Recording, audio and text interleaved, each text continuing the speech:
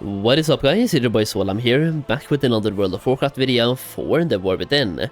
Now today we're talking about blacksmithing in the War Within, and we're doing so from a gold making perspective, talking about how to make gold with blacksmithing in the War Within.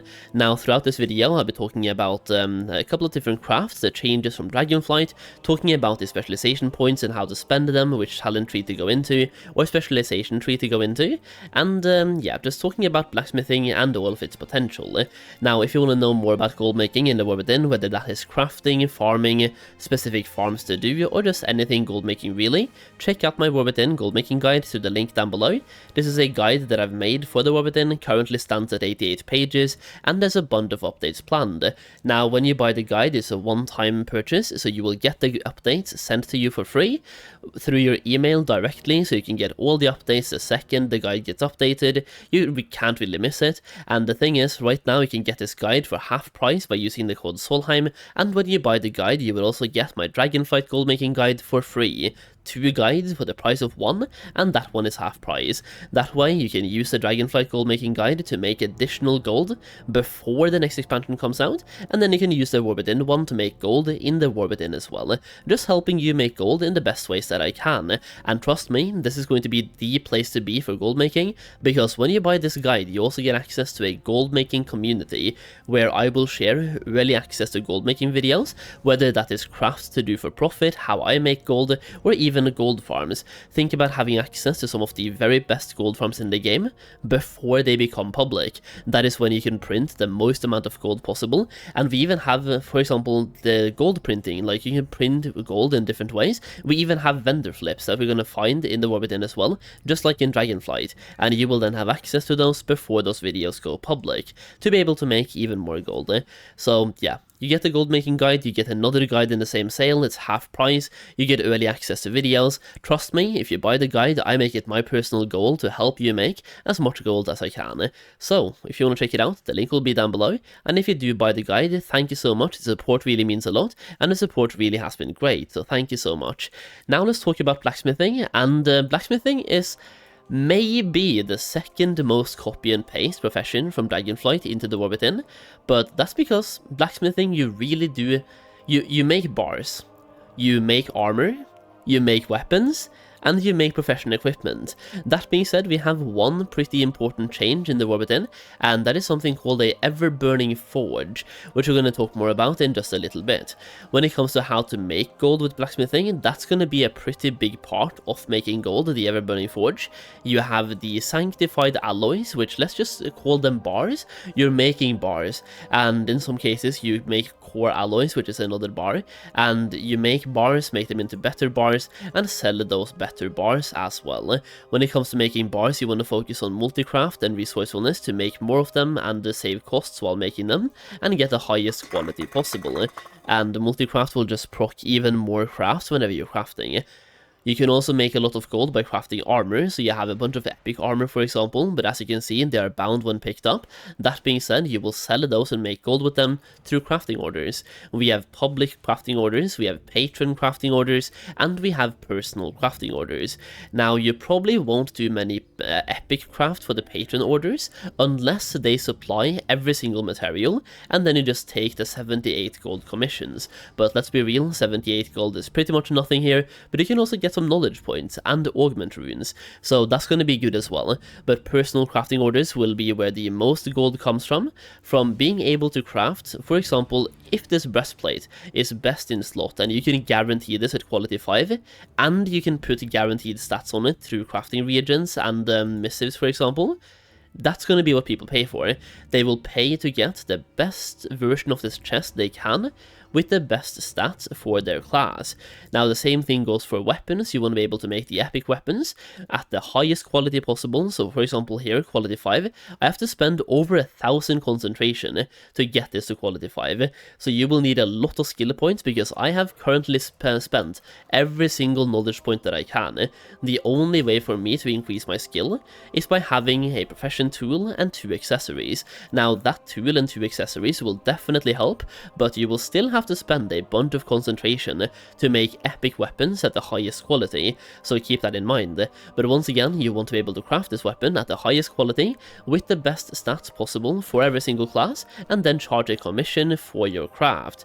Now you can also make professional equipment where you can make regular BOE ones and sell on the auction house, or you can learn better equipment as well, like this one, bound when picked up, and sell it through crafting orders. With that being said, let's talk about where to put your knowledge points in when it comes to blacksmithing and the different benefits they provide. So let's start with the easy ones first, even though they look like the most complicated. So we have armor smithing, where you focus on making armor. I'm not going to talk about everything here because you literally just make armor and you get more skill points and more recipes in your desired types of armor.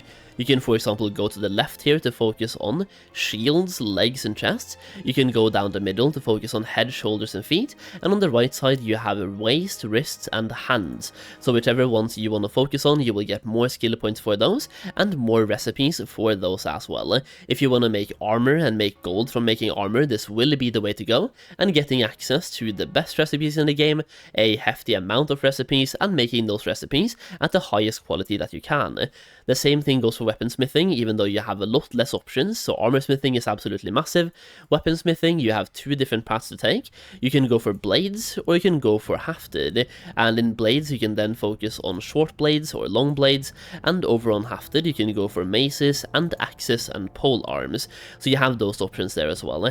And once again, the main thing is you want to be able to craft the best weapons in the game at the highest quality that you can with the most skill that you can, and from there you can focus on improving your resourcefulness, like going down to armor or weapons for example.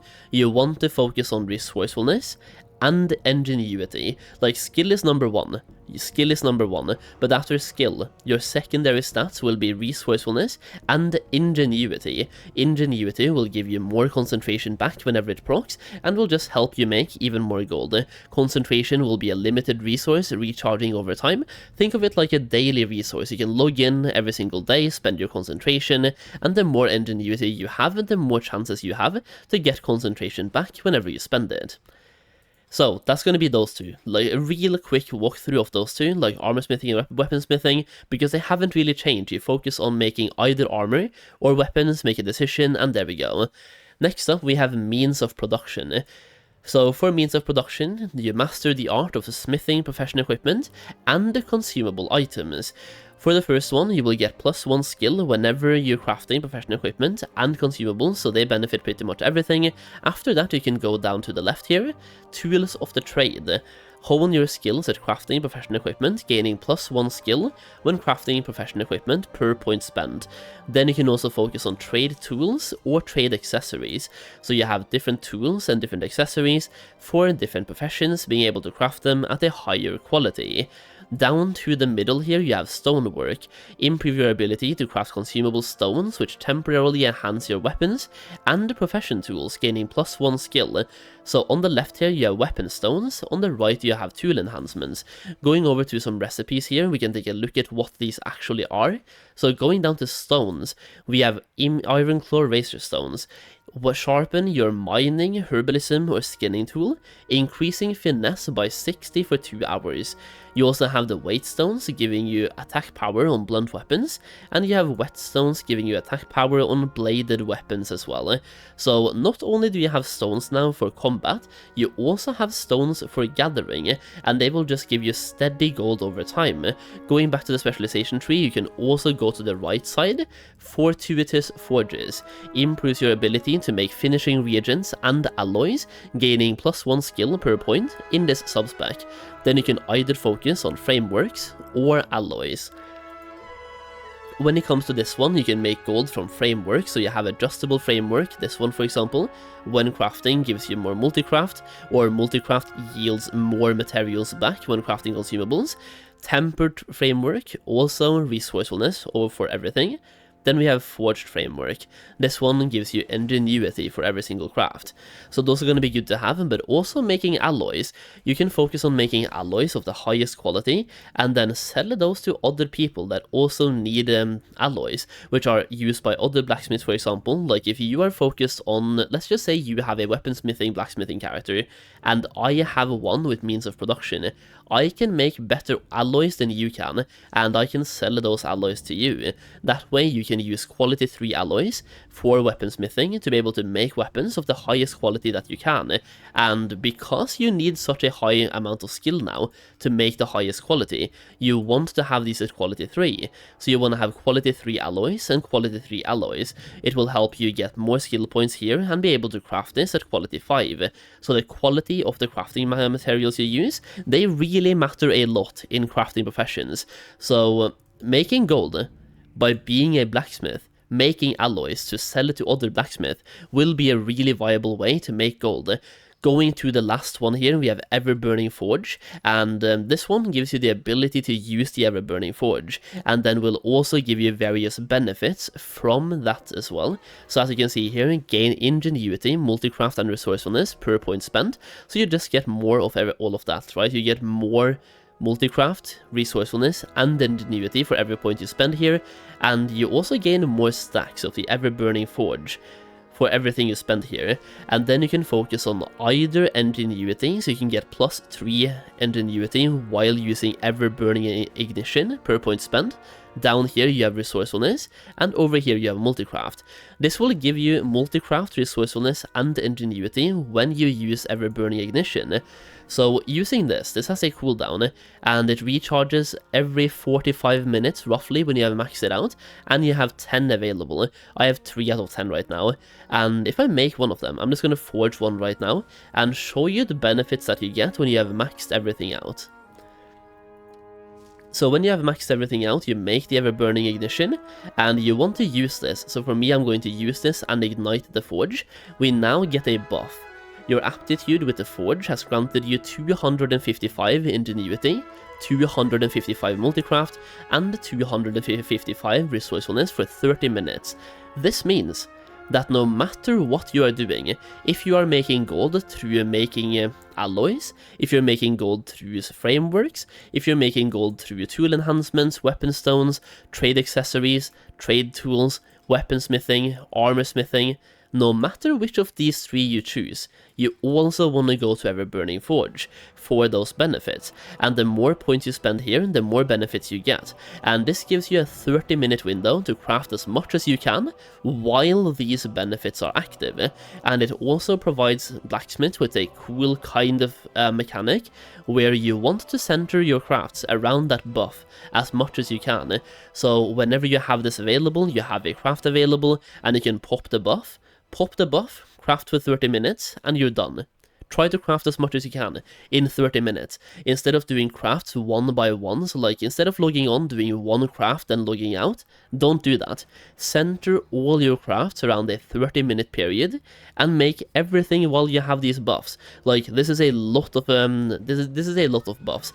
Going to alloys, for example, you can see right now we have 10%, 9%, and 9%. If I drop this buff, we go down to 0, 1, and 1. You basically gain 10% resourcefulness, multicraft, and ingenuity from that buff. It is pretty massive. So when it comes to exact examples of how to make gold with blacksmithing, number 1 is going to be armor smithing, in which case you want to focus on the armor smithing specialization tree right here.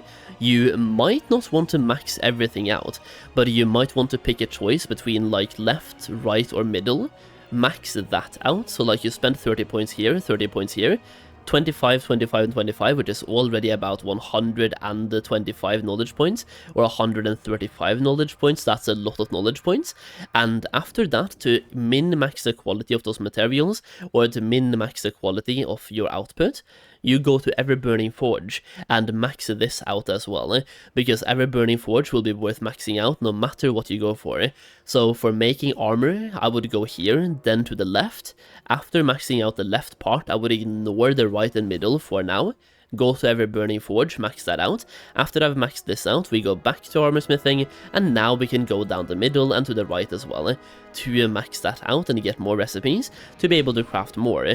But the essence is you want to be able to craft large plate armors, so shield, legs and chests, at the highest quality you can, and to make more gold with them. So you really want to specialize. Same thing goes for weaponsmithing. If I'm going to make gold through weaponsmithing, we make a choice of either blades or hafted, and we stick with that choice. So for me, I would put 30 into weaponsmithing, then 25, then 25, and 25 more right here.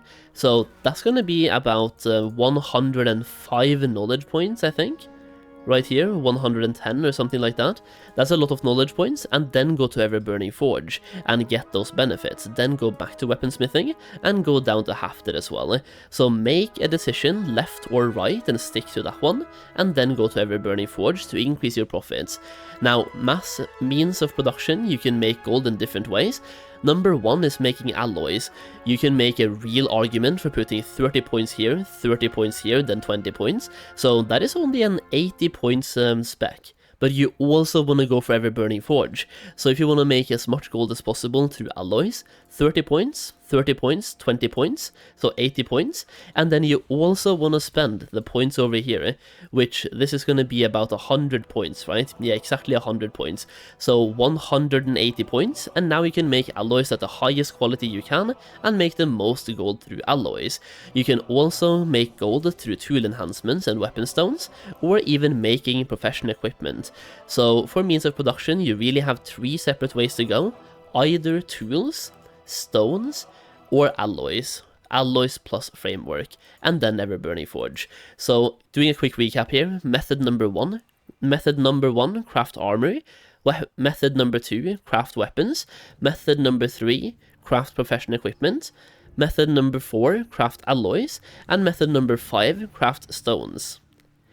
Alright, that's 5 different ways to make gold with blacksmithing as of right now, and once again, you really want to pick one of them and specialize into one of them for now, especially for the start, and then you can branch out further as the weeks go by. The thing is, knowledge points will be hard to get by, and having all of the knowledge points that I currently have, for example, this took me about 850 knowledge points.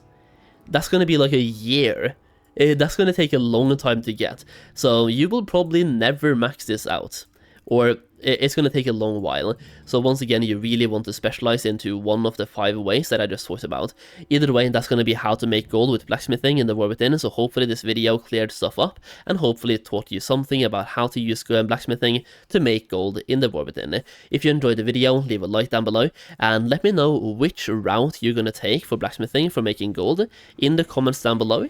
Personally, I'm at least going to have one set up for making alloys, but I might have one set up for armor smithing or weaponsmithing as well, but the alloy crafting is always going to be beneficial, and it's just an easy way to make gold, because then you can pop your forge, make alloys for 30 minutes, and then sell those alloys directly on the auction house. Either way, hopefully you enjoyed the video. Thank you for watching, I really do appreciate it, and I'll see you again in the next video very soon.